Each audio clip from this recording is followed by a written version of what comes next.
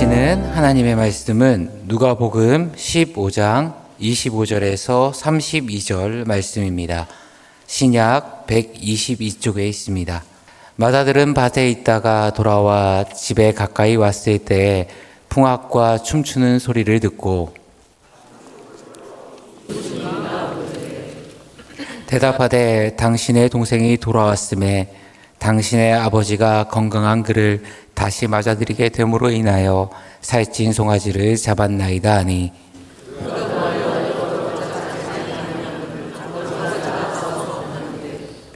아버지께 대답하여 이르되 내가 여러 해 아버지를 섬겨 명을 어김이 없거늘 내게는 염소 새끼라도 주어 나와 내 벗으로 즐기게 하신 일이 없더니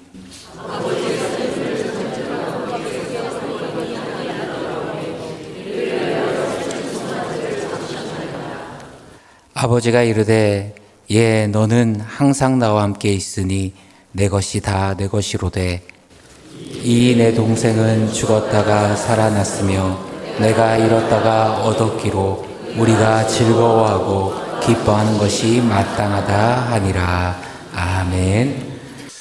전도사 시절에 온두라스에 1년간 단기 선교를 갔을 때 노트북 하나를 가져갔습니다. 그 노트북에는 온갖 자료가 다 들어있었습니다. 그 노트북으로 한인교회 아동부와 중고등부 설교를 준비했고요. 그 노트북으로 현지 신학교의 행정일을 했을 뿐만 아니라 우리 아이들의 교육까지 다 했었습니다. 스마트폰이 없던 시절이라 그 노트북으로 거의 모든 일을 다 처리했습니다. 어느 날 비자 여행 때문에 가족들과 함께 온두라스에서 다른 나라로 가게 되었는데 아이들과 함께하는 여행이다 보니까 정신이 없었습니다. 공항에 검색대를 통과해야 되는데 보통 전자기기들은 따로 바구니에 넣기 때문에 가방에서 노트북을 꺼내서 검색대를 통과했습니다. 그렇게 가방을 들고서 비행기를 탔습니다. 자리에 앉았는데 뭔가 허전한 겁니다. 뭔가를 놓고 온 것 같은 거예요. 무엇을 놓고 왔죠? 노트북을 검색대에 통과하면서 놓고 왔습니다. 큰일 났습니다. 머릿속이 새하얘졌습니다. 비행기는 20-30분 안에 떠납니다. 이대로 노트북을 잃어버릴 것만 같았습니다. 하나님 어떻게 합니까? 하나님 어떻게 합니까? 기도가 절로 나왔습니다. 거의 포기한 상태가 되었지만 그래도 찾는 시도를 했습니다. 승무원에게 검색대에서 노트북을 놓고 왔다라고 얘기를 했습니다. 중요한 노트북이라고 말해 주었습니다. 그러니까 승무원은 무전기로 누구와 이제 얘기를 하더니 찾는 중이라고 말해 주었습니다. 여러분, 노트북을 결국에 찾았을까요? 못 찾았을까요? 맞습니다. 다행히 찾았습니다. 공항 직원분이 막 뛰어오면서 제 노트북을 가져다 주었습니다. 인천공항과 같이 넓어가지고 커가지고 열차를 타야 하는 큰 공항이라면 어림도 없었겠지만 작은 나라의 작은 공항이었기 때문에 가능한 일이었습니다. 승무원에게 미안했고 감사했고 무엇보다 하나님께 얼마나 감사했는지 모릅니다. 여러분도 저처럼 살아가면서 몇 번쯤은 물건을 잃어버린 경험이 있을 것입니다. 물건을 잃어버렸다는 사실을 알면 대부분 어떻게 합니까? 찾으려고 하겠죠. 어디서 잃어버렸는지를 기억을 더듬으면서 알아낸 다음 어떻게든 찾으려고 노력할 것입니다. 어쩔 수 없는 경우를 빼고는 중요한 물건이라면 더더욱 찾으려고 할 것입니다. 오늘 본문의 누가복음 15장은 잃어버린 것들에 대한 비유가 나옵니다. 첫 번째는 잃은 양 비유입니다. 어떤 사람에게 양 100마리가 있는데 한 마리의 양을 잃어버린다면 99마리를 들에 두고서라도 그것을 찾는다는 내용입니다. 두 번째는 잃은 드라크마의 비유입니다. 어떤 여자에게 10 드라크마가 있는데 하나를 잃어버린다면 온 집안을 다 찾아서라도 그 한 드라크마를 찾아낸다는 것입니다. 그런데요, 이 잃은 양과 잃은 드라크마 비유에서 좀처럼 이해가 가지 않는 부분이 있습니다. 그것이 뭐냐면 찾는 것은 좋은데 찾고 나서 벗과 친구들을 불러다가 잔치를 벌인다는 것입니다. 언뜻 봐도 한 마리의 양보다 한 개의 드라크마보다 주변 사람들을 불러서 잔치를 벌이는 것이 금전적으로 더 비용이 많이 듦에도 불구하고 주인은 이웃을 불러서 초대하면서 즐깁니다. 왜 그럴까를 생각해 본다면 주인은 잃은 드라크마를 돈으로 환산하여 보지 않았던 것 같습니다. 그것들을 아끼고 사랑했기 때문에 돈보다 더 큰 의미를 두었기 때문에 비용이 더 든다고 하더라도 이웃과 같이 기뻐한 것입니다. 이 두 비유를 하고 나서 바로 이어진 비유가 잃은 아들, 탕자에 대한 비유입니다. 어떤 사람에게 두 아들이 있는데 둘째 아들이 아버지에게 유산을 달라고 한 뒤 먼 나라에 가서 재산을 탕진하고 다시 돌아오는 내용입니다. 그 내용이 11절부터 32절까지 기록되어 있는데요. 말씀을 읽다 보면 이 비유의 주인공은 누가 뭐래도 둘째 아들 탕자입니다. 둘째 아들이 돈을 들고 떠나고 엄청난 고생을 하는 이야기가 주를 이룹니다. 그런데 끝까지 이 비유의 말씀을 읽다 보면 과연 주인공이 둘째 아들일까라는 의문이 듭니다. 왜냐하면 보통 예수님께서 비유의 말씀을 하실 때 가장 하고 싶은 이야기는 처음이 아니라 마지막에 넣습니다. 그래서 사람들이 처음에는 잘 몰랐다가 이야기를 끝까지 다 듣고 나서야지 예수님의 말씀이 이런 말씀이구나, 예수님의 말씀의 뜻이 이런 뜻이구나 라는 것을 깨닫습니다.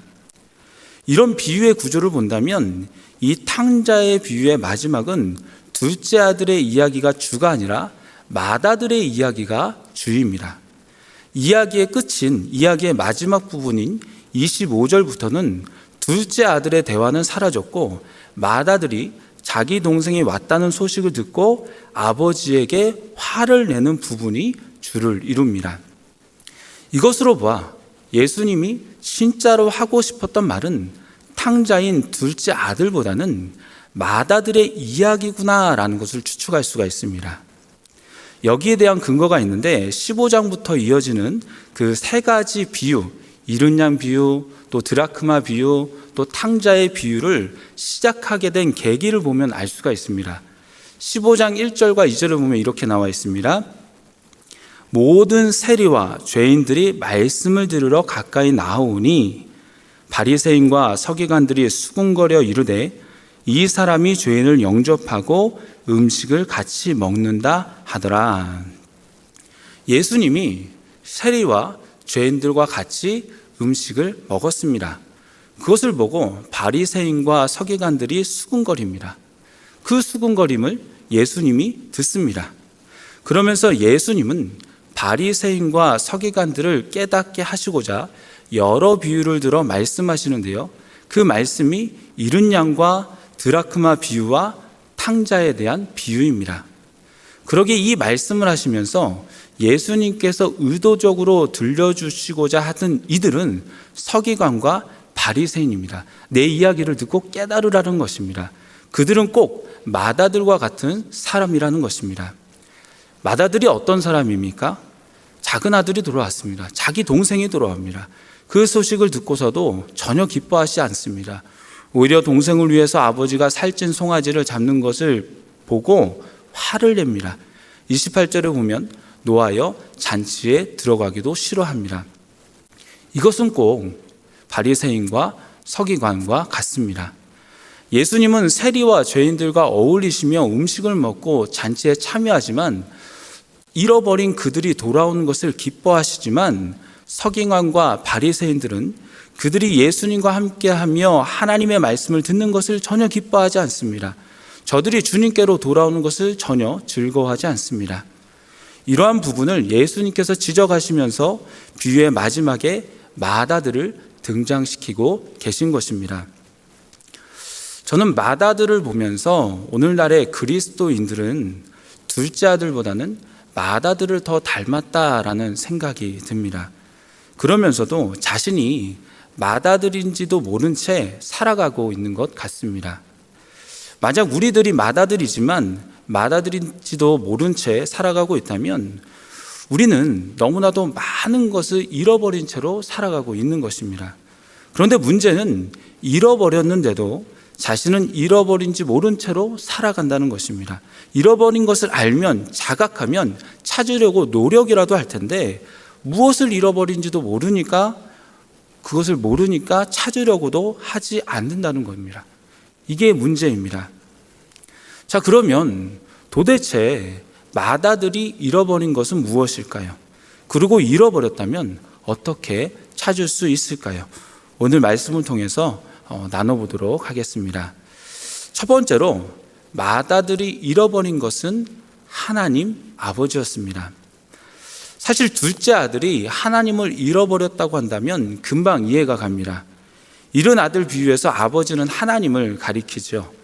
둘째 아들은 재산을 들고 멀리 떠났습니다. 그러면서 허랑방탕하게 그 재산을 낭비합니다. 이것은 주 안에 있던 자가 주님을 떠난 것을 의미합니다. 세상의 유혹을 이겨내지 못해서 세상의 쾌락과 세상의 향락에 정신을 못 차리고 이 세상에 빠져 사는 인생입니다. 우리 주변에 그런 사람들이 많이 있습니다. 교회를 열심히 다녔는데 어느새인가 안 다니는 사람들이 있습니다. 과거에 많은 은혜를 경험했는데 이제는 세상이 좋아서 세상을 따라 사는 사람들이 있습니다. 가끔씩 이전에 교육전도사 시절에 가르쳤던 친구들의 이야기가 들립니다. 중고등부를 맡았을 때 하나님께서 첫 해에 특별한 은혜를 부어주셨습니다. 갑자기 수련회에서 몇 명이 은혜를 받았습니다. 주님의 사랑을 느꼈고 본인들도 주님을 사랑하며 살고 싶어 했습니다. 기도하며 은사를 받기도 했고 주일에 중고등부 예배를 마치고 따로 몇 명이서 모여서 기도를 하기도 했습니다. 기도하며 은사를 받기도 하고 또 그렇게 따로 기도하며 주께로 나아가는 것을 제가 보았을 때, 그리고 그렇게 수련회에서 받은 은혜를 놓치지 않고 하는 것을 보았을 때 같이 한번 조직적으로 한번 기도를 해야겠다라고 생각을 해서 기도를 사모하는 친구들과 같이 주일 저녁 예배를 드리고 난 다음에 1시간씩 교육관에서 같이 기도를 했었습니다. 그렇게 수련회에서 받은 은혜를 놓치지 않았고, 또 어떤 친구는 또래들이 다 기도하면서 은혜를 받았는데 본인만 그러지 못하니까 본인도 기도회에 참여하면서 기도하면서 점점 기도의 은혜를 깊이 체험했습니다.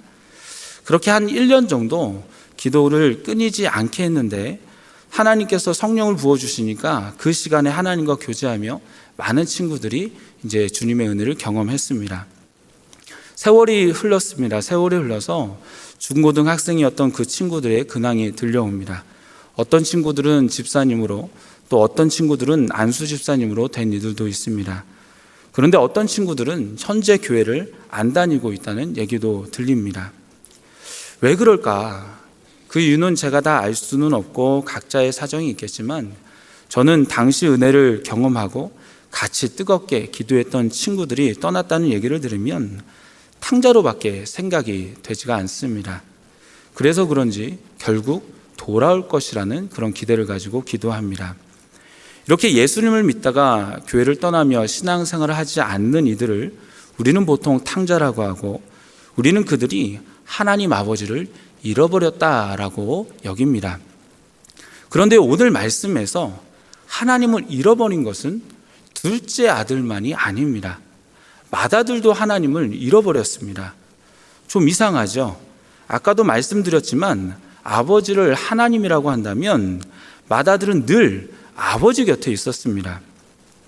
아버지의 집에서 같이 살았고요. 또 아버지의 논과 밭 목장에서 일을 했으며 아버지의 재산을 관리했습니다. 그는 아버지 곁에 있었습니다. 그런데 문제는 그럼에도 불구하고 그는 아버지의 마음을 헤아리지는 못했습니다. 아버지는 둘째 아들이 떠난 것을 늘 마음 아파했습니다. 그래서 집 밖에서 아들이 돌아오기만을 기다리고 있었습니다. 20절에 보면 아직도 거리가 먼데 아버지가 그를 보고 치근히 여겨 달려갔다라고 되어 있는데, 이것은 잠시 잠깐 나가 있었던 것이 아니라 아버지는 아들이 돌아올 때까지 늘 그 자리에서 아들을 애타게 기다리고 있었음을 알 수가 있는 본문입니다. 그래서 저 멀리서 오는 아들을 가장 먼저 보고 달려갈 수 있었던 것입니다. 그렇게 아버지가 집 나간 둘째 아들을 기다리고 있다면, 큰아들이라면 어떻게 해야 됩니까? 아버지의 마음을 안다면 어떻게 해야 됩니까? 같이 찾아 나서야 했습니다. 그러면서 아버지의 마음을, 그 짐을 조금이라도 같이 지어야 했습니다. 하지만 맏아들은 그렇게 하지 않았습니다. 같이 살기는 했지만 아버지와 많은 대화를 나누지는 않았던 것 같습니다. 아버지의 마음을 헤아리지는 못한 것 같습니다. 그러기에 동생이 돌아왔어도 노하면서 동생이 다시 돌아왔다고 좋아하는 아버지에게, 잔치를 벌이는 아버지에게 오히려 따지고 화를 내고 있는 것입니다. 주일에 빠지지 않고 교회를 다니며 예배를 드리고 있어도 자칫 잘못하면 맏아들과 같지 않을까라는 생각을 해봅니다. 하나님께 예배는 드리는데 하나님을 온전히 바라보지도 않고 생각하지도 않고 하나님께 영광을 올려드린다는 생각이 없는 채로 예배를 습관적으로 나오는 겁니다. 기도는 하는데 나를 향하신 하나님의 마음과 그 뜻을 알기 위해서 기도하기보다는 내 사정 아뢰기만 바쁘고 내 욕심 차리기만 바쁘게 기도하고는 그냥 그 기도를 하나님이 어떻게 생각하시는지 묻지도 않은 채 그 기도를 그냥 끝내버리고 일어서는 것입니다. 하나님께 예배하고 기도는 하는데 정작 하나님의 마음은 헤아리지 못한 채, 하나님께서 나에게 어떻게 말씀하시고 나를 통해 어떠한 일을 이루고자 하시는 것에 대해서 관심이 없는 채로 그렇게 수년간 신앙생활을 하는 것입니다.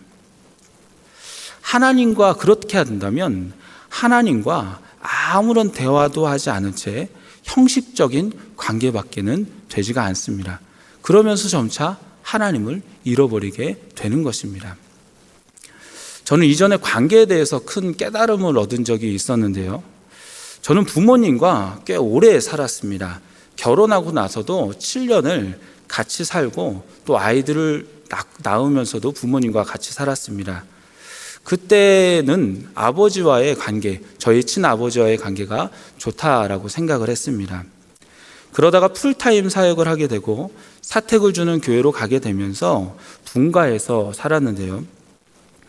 목회자는 보통 월요일 날 쉬는데 아이들이 학교 가고 또 아내는 직장에 나가고 매주 월요일 저 혼자 있는데 마땅히 갈 데가 없는 거예요.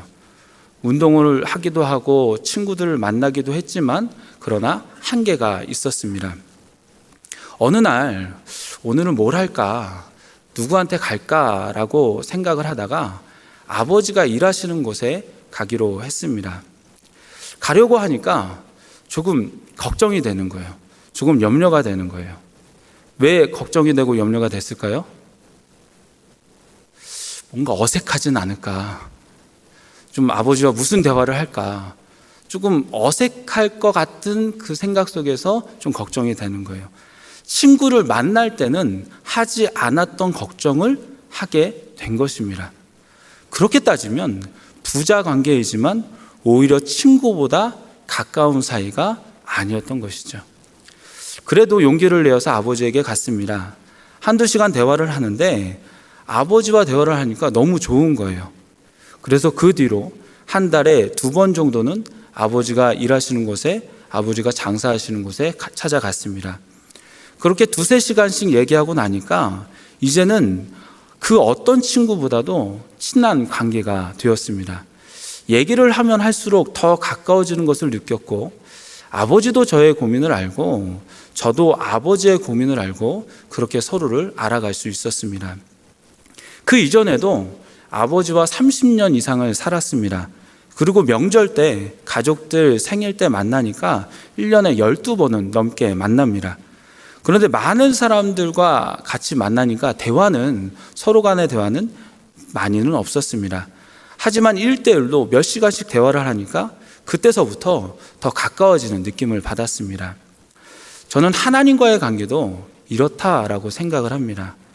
주일에 예배에 오는 것도, 이렇게 수요 예배에 오는 것도 너무나도 훌륭한 신앙인입니다. 그 정도에도 만족할 수 있습니다. 하지만 하나님을 가까이 하려면 대중 예배 말고서라도 개인적으로 하나님께 더 가까이 가는 시간이 분명히 있어야 됩니다. 독대하는 시간이 있어야 됩니다. 그러면서 하나님 아버지의 마음을 알고 그 뜻대로 나아갈 수가 있는 것입니다. 사랑하는 여러분, 자칫하면 우리들도 마다들처럼 나는 아버지와 같이 살아 라고는 말할 수 있지만 나는 아버지의 마음을 전혀 이해하지 못하겠어, 아버지가 그렇게 동생을 챙기는 것이 싫어 라고 하면서 전혀 아버지의 마음을 헤아리지도 못하는 아버지를 잃어버리는 사람이 될 수도 있습니다. 아버지를 잃어버린 것은 탕자만의 얘기가 아닙니다. 그러기 이 시간 나 자신을 한번 살펴봤으면 좋겠습니다. 그리고 또 올 한 해를 돌아봤을 때 나는 아버지의 마음을, 하나님 아버지의 마음을 헤아렸는지, 나는 하나님과 얼마나 독대하는 시간을 가졌는지, 나는 하나님과 동행하며 늘 주님을 내 마음속에, 내 삶 속의 주인으로 모시고 있는지 돌아보는 시간이 되시기를 바랍니다. 두 번째로 맏아들이 잃어버린 것이 있다면 형제였습니다. 둘째 아들은 본래 자기밖에 몰랐습니다. 그러기에 아버지가 돌아가시지도 않았는데 아버지의 유산을 달라고 합니다. 이러한 일에 형하고 상의도 하지 않은 것 같습니다. 만약 상의를 했다면 당장 형이 화를 낼 것이 뻔하기 때문입니다. 그러기에 그는 형 몰래 아버지를 찾아가 재산을 달라고 하고 아버지와 형을 떠납니다. 둘째 아들의 마음에는 본래 형이 없었습니다. 그러기에 떠난 것입니다. 그런데 그러고 보면 맏아들도 자기 동생을 사랑하는 마음이 없었습니다. 매번 아버지를 따라 동생을 기다리지는 않더라도 몇 번씩 가서 아버지와 같이 함께 할 수는 있었습니다. 또한 멀리 간 동생이 잘 있는지, 고생하지는 않았는지 걱정할 수도 있었습니다. 그러나 형에게는 이러한 모습이 전혀 보이지가 않습니다. 그저 동생은 잃어버린 채, 아니 마음속으로는 이미 없는 셈 치고 자기 일만 열심히 하는 것 같습니다. 그게 어디에서 보이냐면 맏아들이 집에서 잔치하는 소리를 듣고 한 종에게 이게 무슨 소리이며 무슨 일이 벌어졌는지를 물어볼 때 27절에 이렇게 종이 대답합니다. 대답하되 당신의 동생이 돌아왔음에 당신의 아버지가 건강한 그를 다시 맞아들이게 됨으로 인하여 살찐 송아지를 잡았나이다 하니, 종은 그 큰 형에게 뭐라고 얘기합니까? 당신의 동생이라고 얘기를 합니다. 그런데요, 정말 그 종의 입장에서는 동생이 돌아왔으니 형이 기뻐할 것이라고 생각을 했습니다. 그러나 맏아들의 그 큰형의 반응은 어떻습니까? 28절에 보면 그가 노하여 들어가고자 하지 아니하거늘 이라고 합니다. 형이 동생을 반기는 것이 아니라 노합니다. 여기서 노한다는 것은 자신의 감정을 참는 것이 아니라 화가 나는 감정을 표출하는 것입니다. 무례하게 아버지의 유산을 받아 집을 나간 동생에 대한 분노가 오랫동안 쌓여왔는데, 거기다가 아버지가 그런 동생을 환대하고 받아주면서 잔치를 열어주는 것을 견딜 수가 없었습니다. 너무나 화가 나서 자신의 분노를 주체할 수가 없었습니다. 아버지가 나와서 잔치에 참여하라고 얘기를 해도 전혀 들어갈 생각이 없습니다. 오히려 왜 저런 동생에게 잘해줍니까? 그러면서 아버지에게 화를 내고 따지고 있습니다. 동생이 떠나도 전혀 걱정하지 않았고, 그를 전혀 안쓰럽게 생각하지도 않았고, 전혀 배려하는 마음도 없는 것입니다. 때로 우리에게 이런 마음이 없는지 돌아봤으면 좋겠습니다. 우리의 형제 자매가 누구입니까? 하나님께서 관심을 가지는 사람, 하나님께서 사랑하시는 사람이 바로 우리의 형제 자매입니다. 그분들은 지금 교회를 잘 다니는 사람일 수도 있고요, 또 교회를 다녔다가 안 다니는 사람일 수도 있습니다. 또한 이전부터 교회를 다니지 않는 불신자일 수도 있습니다. 그런데 하나님은 그분의 자녀를 사랑하시며 우리도 또한 그러한 그분의 자녀를, 그분께서 사랑하시는 일을 관심을 가지면서 또 또 우리가 사랑을 베풀어 주시기를 바라고 계십니다. 얼마 전에 신방을 하는데 너무 좋은 구역, 너무 완벽한 구역을 만나가지고 제가 구역장님에게 권사님, 권사님의 구역은 너무나도 완벽한 구역입니다. 너무나도 좋은 구역 같습니다. 라고 얘기를 한 적이 있습니다. 그 구역장님은 왜 우리가 좋은 구역인가? 왜 우리 구역이 완벽한 구역인가? 라고 궁금해 하셨습니다. 그래서 제가 그 이유를 설명했습니다. 그 구역의 구역장님은 믿음이 좋은 분이셨고 기도하는 분이셨습니다. 그러기에 그 구역 식구들은 너무나도 좋은 구역장님을 만났습니다. 그 구역에는 교회는 나오지 않지만 등록되어 있으신 분들이 여러 명 있었습니다. 또한 교회는 잘 나오지만 독거노인으로 생활이 어려운 분도 있었습니다. 그런데 그런 분들만 있는 것이 아니라 신실하신 젊은 집사님들도 몇 분 계셨습니다. 저는 이러한 조합이 너무나도 완벽하게 느껴졌던 것이 나오지 않는 구역 식구들이 있기 때문에 구역 예배를 드리면서 같이 기도할 수 있는 기도 제목이 있는 것이 좋았고요. 또 구역 식구들 중에 형편이 어렵고 돌봐줘야 되는 그런 독거노인이 계셨기 때문에 기도만이 아니라 구역 안에서 사랑이 흘러갈 수 있는 그런 부분이 있다는 것이 좋았습니다. 그리고 젊은 집사님이 계셨기 때문에 구역장님이 본을 보여주시면서 집사님과 같이 기도하고 사랑을 베풀어 준다면 그 구역을 통해서 여러 성도들이 신앙과 믿음이 또 사랑의 풍성함이 넘칠 것 같았습니다. 모두 다 신앙이 좋은 성도들만 있는 것이 그런 구역이 완벽한 것이 아니라 기도 제목이 있고 사랑을 베풀 대상이 있다는 것, 그래서 믿음과 사랑의 성장이 일어날 수 있는 그 구역이 정말 완벽한 구역이라는 것입니다. 사랑하는 여러분, 하나님은 우리가 주변 사람들에게 관심을 가지고 사랑을 베풀어 주시기를 바라고 계십니다. 하나님은 너의 동생이다 라고 말씀하시는데 성도는 하나님, 당신의 아들은 맞지만 내 동생은 아닙니다 라고 한다면 주님의 그 마음은 참 많이 아프실 것 같습니다. 그러기에 성도라면 어떻게 해야 됩니까? 잃어버린 형제, 자매에게 사랑을 나눠야 됩니다. 요한일서 4장 11절에 보면 이렇게 나와 있습니다. 사랑하는 자들아, 하나님이 이같이 우리를 사랑하셨은즉 우리도 서로 사랑하는 것이 마땅하도다. 성경은 하나님의 사랑을 받았다면 서로 사랑하는 것이 마땅하다라고 가르치고 있습니다. 그러기에 마다들처럼 형제 자매를 잃어버렸다면 다시금 찾아보면서 사랑으로 돌봐야 될 것입니다. 하나님은 그것을 바라고 계십니다. 마지막으로 마다들이 잃어버린 것은 아들로서의 정체성입니다.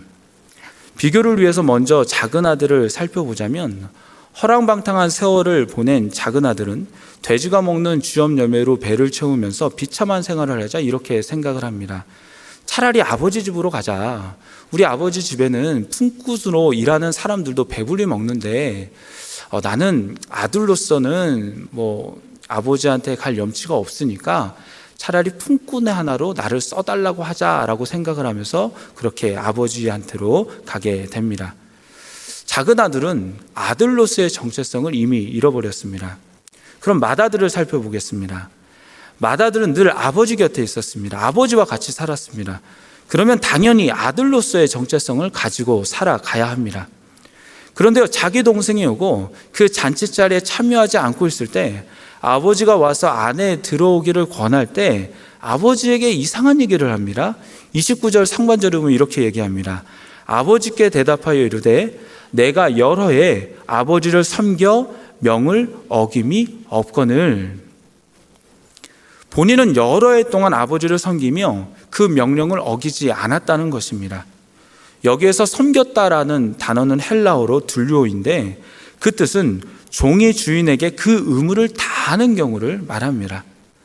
맏아들은 그동안 종이 주인을 섬기듯이 아버지를 섬겼으며 또한 아버지께서 명하시는 것이라면 모두 다 이행했습니다.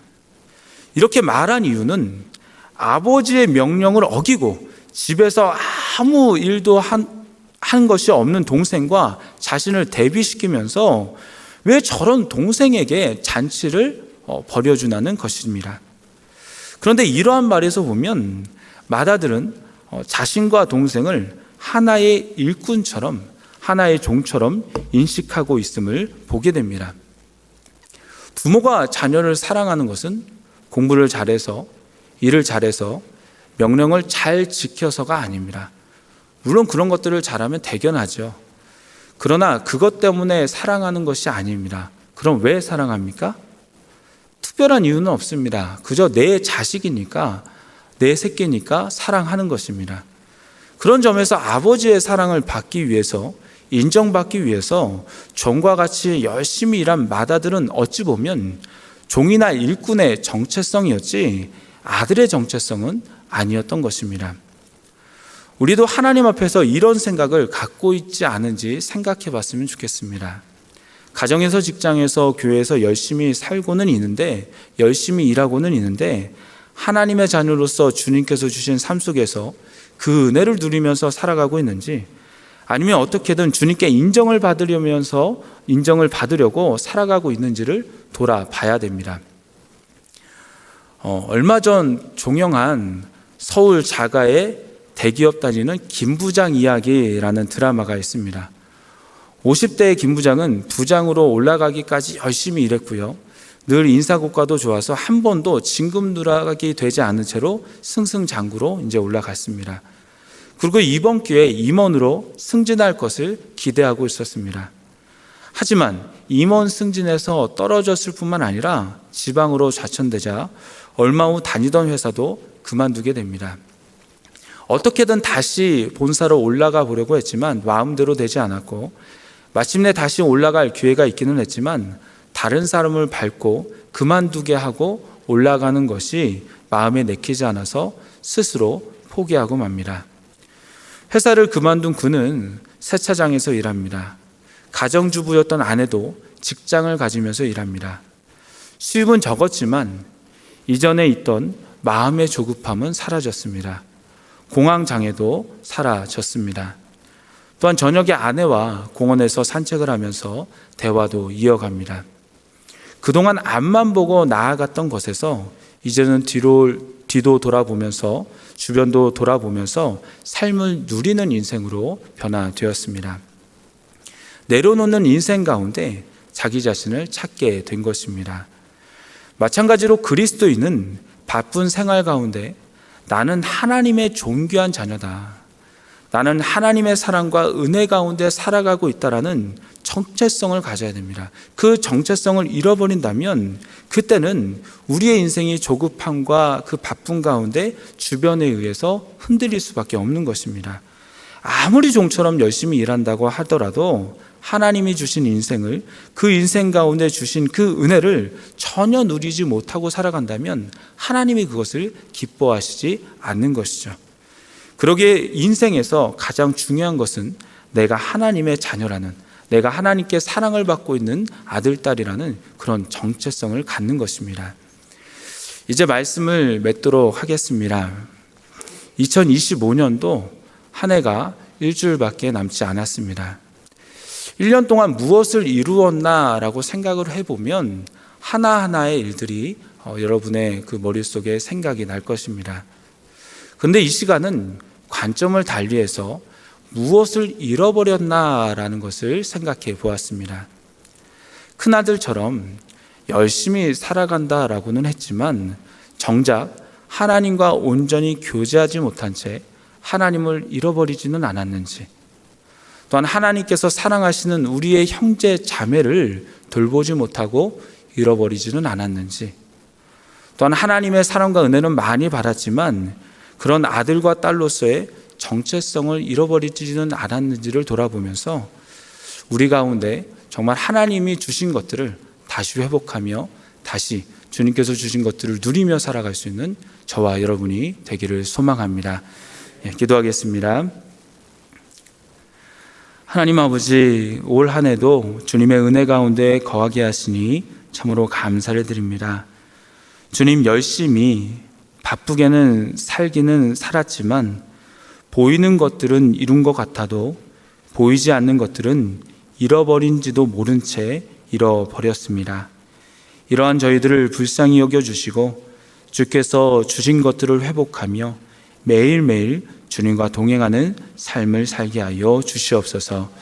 예수님의 이름으로 기도드리옵나이다. 아멘.